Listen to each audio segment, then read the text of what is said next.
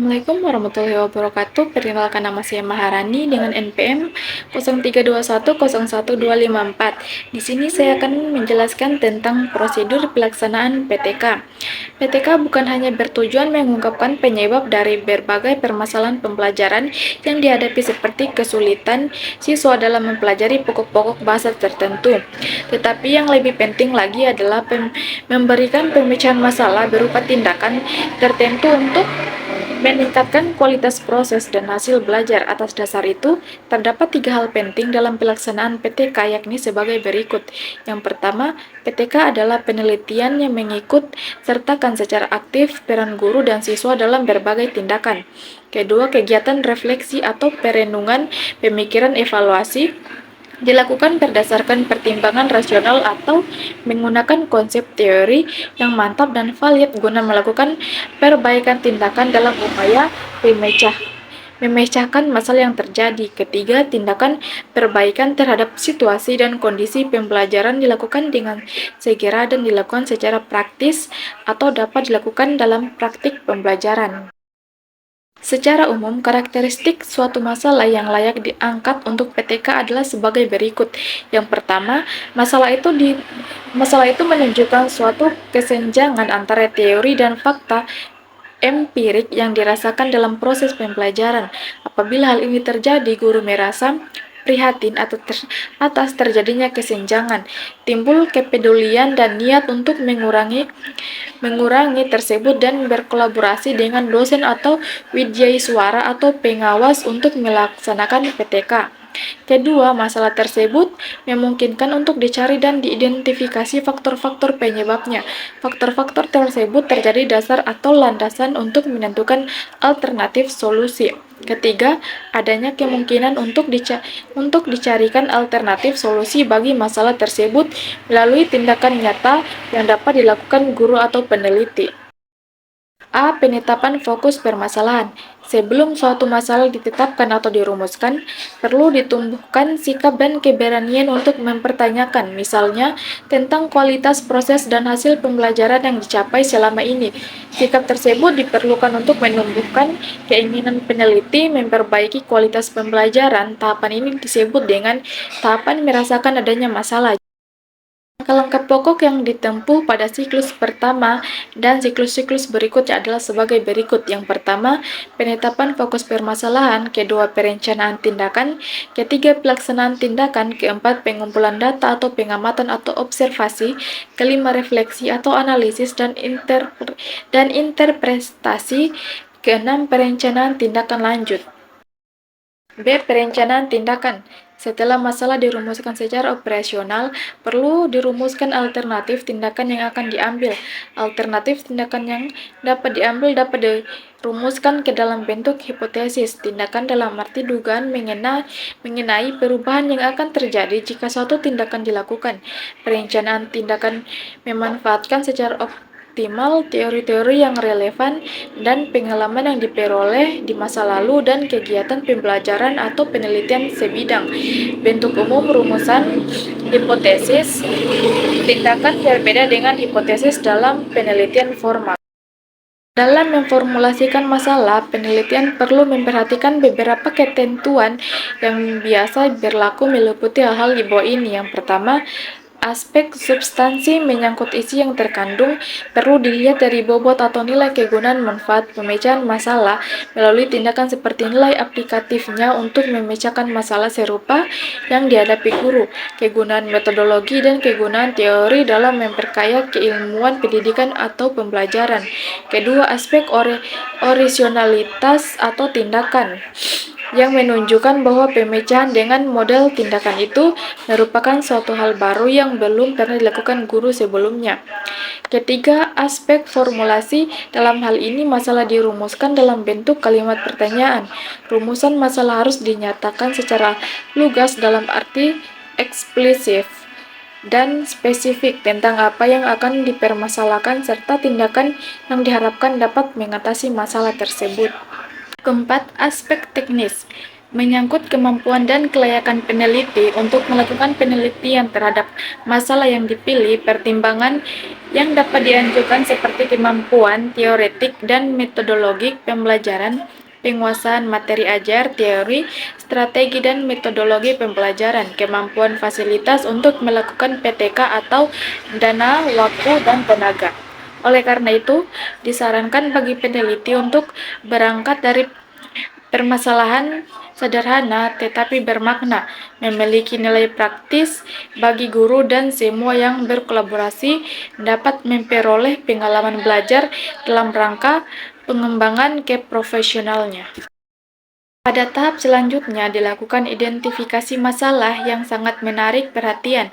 Aspek penting pada tahapan ini adalah menghasilkan gagasan-gagasan awal mengenai permasalahan aktual yang dialami dalam pembelajaran. Tahap ini disebut identifikasi permasalahan. Cara melakukan identifikasi masalah antara lain sebagai berikut. 1.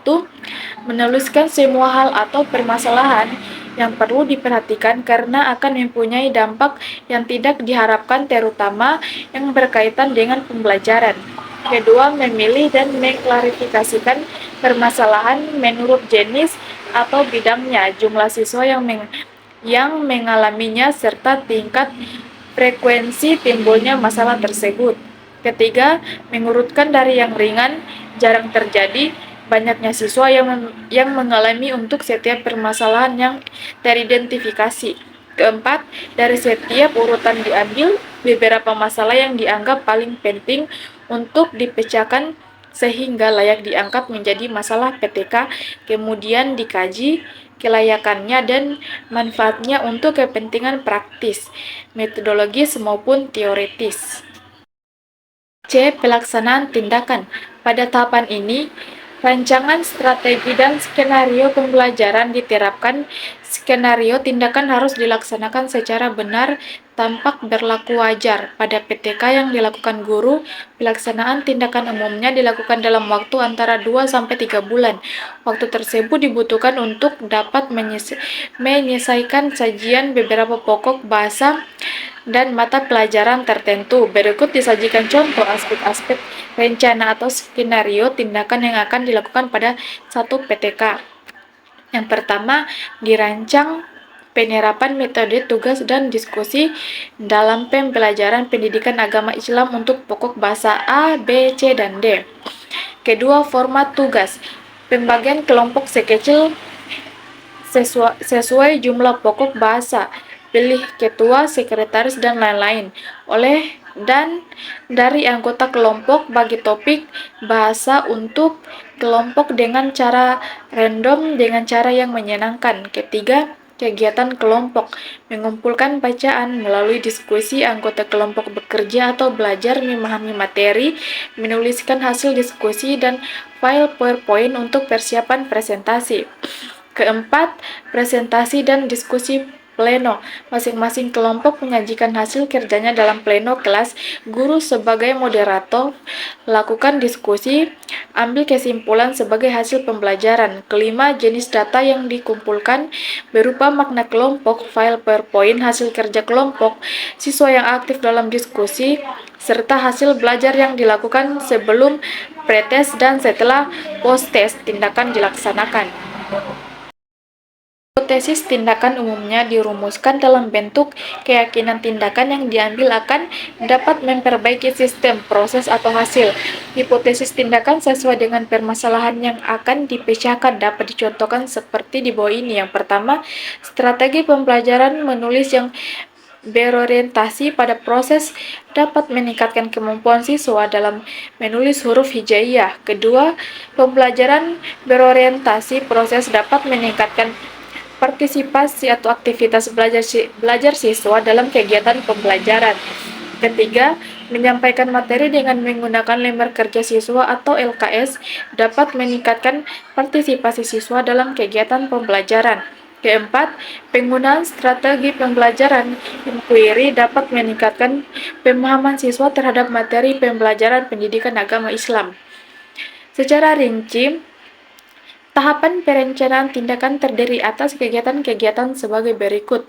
Yang pertama, menetapkan cara yang akan dilakukan untuk menemukan jawaban berupa rumusan hipotesis tindakan. Kedua, menentukan cara yang tepat untuk menguji hipotesis tindakan dengan menjabarkan indikator keberhasilan serta instrumen pengumpulan data yang dapat dipakai untuk menganalisis indikator keberhasilan itu. Ketiga, membuat secara rinci rancangan tindakan yang akan dilaksanakan mencakup A. Bagian isi mata pelajaran dan bahasa belajarnya. B. Merancang strategi dan skenario pembelajaran sesuai dengan tindakan yang dipilih. Serta C. Menetapkan indikator ketercapaian dan menyusun instrumen pengumpulan data. D. Pengamatan atau observasi dan pengumpulan data.